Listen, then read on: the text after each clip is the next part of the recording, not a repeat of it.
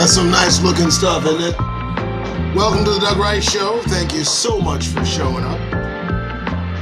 Remember, we're sponsored by Twidware. And there it is there. All right. Oh, I do love it so. I do love it so. Thank you so much, folks. Welcome to the Doug Rice Show. I am the one, the only, Doug Rice, here with you again. 10-minute moment. We're going to make it good. Now, I got 10 minutes, and I decided that I was going to talk about something I've been talking about for a minute. And that thing is the Talmud. Now, Talmud, my friends, my brothers, my sisters, is something that no Negro, no conscious person should ignore. It's a publication that is sure to get your attention. And while I mentioned, there it is, right there, two most contrasting religions. On the left, we have Judaism from the Talmud. And on the right, we have Christianity from the Bible. Now, I did a very long show about this particular book, and I suggest all of you go take a look. I think it's important that we do the comparisons as much as we can. Now, trying to make sure I got this right. All right, get a little bit of a tug there. Two most contrasting religions, here they are. Now, on the left, we got Judaism from the Talmud. On the right, we got Christianity from the Bible. Now, you can talk about Christianity from the Bible all day, but it is scripture, and that's all I'll say. So on the left, let's compare. Approves of sodomy. If one committed sodomy with a child of less than 9 years, no guilt is incurred. Now, this comes from the Sanhedrin 54b. This is in their scripture, as you can see. This is not me making this up. This is me looking this up. A little bit different. And comparative to that, from the Christian Bible, you have prohibits sodomy. Thou shalt not lie with a mankind as with womankind. It is an abomination. And we see that comes from Leviticus 18:22. We know that reference. Continuing, approves of child sacrifice to idols. He who gives his seed to Molech incurs no punishment. That's from Sanhedrin 64a. I didn't make that up. What can I say? In comparison, the scriptures mention that it prohibits child sacrifice to idols. For whoever gives any of his seed to Molech, he shall surely be put to death. That's Leviticus 22. All right, let's continue, shall we?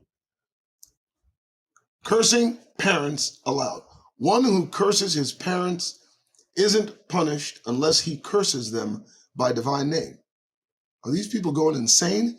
Sanhedrin 66a. Again, what can I say? Cursing parents prohibited in comparison to scripture. He that curses his father or mother shall be put to death. That's Exodus 21:17. Also compares to Matthew 15:4. Again, this is the Talmud compared to the Bible. The reason this is important is the folks that are fighting over in Israel, they adhere to the writings of the Talmud. Folks that put Jesus to death, if you remember, were Sanhedrin, Sadducees, Pharisees, all kinds of foul individuals claiming to be practicing true Judaism. But were they? I don't know. Let's see. Allows enchanting. This is in the Talmud. It is permitted to consult by a charm the spirits of oil and eggs and make incantations. That's from Sanhedrin 101a. I didn't make that up. That's what the scriptures say. Disallowing enchanting from the Bible's perspective. None of you shall be an enchanter or a charmer or consulter with familiar spirits. Kind of in comparison, I think there's a contrast there. Let's talk about bestiality. All right, here it is. Women having intercourse with a beast can marry a priest. The act is but a mere wound. Depending on the beast, I'm sure. I don't know. Bestiality is condemned compared to the Bible. It says, you shall not lie with any beast. nor shall any woman stand before a beast to lie with it. Why is this publication, this Talmud, Judaism from the Talmud, the Babylonian Talmud, there are two, and then of course the comparatives on the right, Christianity from the Bible, right before you. Okay, so harlotry, what does it say about harlotry?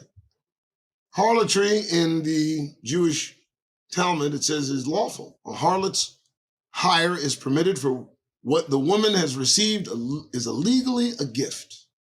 Is it a gift? But is it not a gift for a gift? Is it not an exchange in the realm of fornication? I don't know. Maybe I have it wrong, but in the Bible it says harlotry is unlawful. She that plays the whore in her father's house shall be put to death. Pretty cut and dry, without a breath.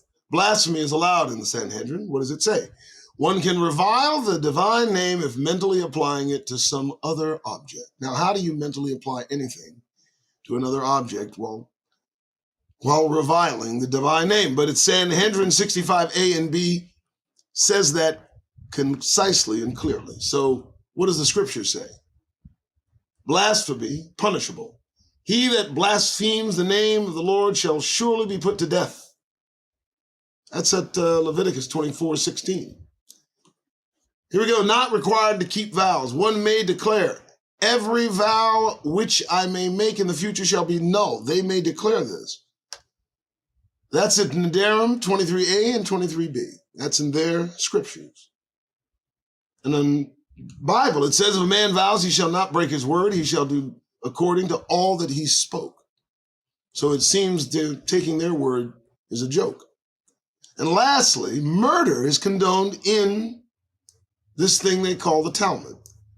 If 10 men smote a man with 10 staves and he died, they are exempt from punishment. That is Sanhedrin 78a in comparison to what the scriptures say. Murder is forbidden. He that smites a man with a stave so he dies, he is a murderer, and he shall be put to death. That's Numbers. So, I don't know. I wonder. Seems a bit odd to me. You look pretty closely, I think there's no mistake, you see.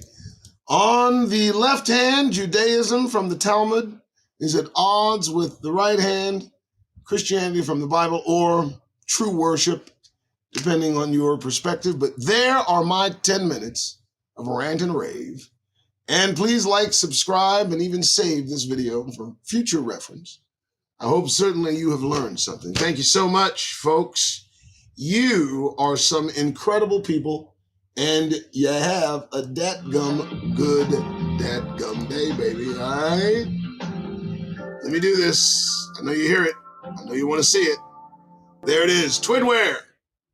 Check them out. You guys have a good one. This is the Doug Rice Show. Bye-bye.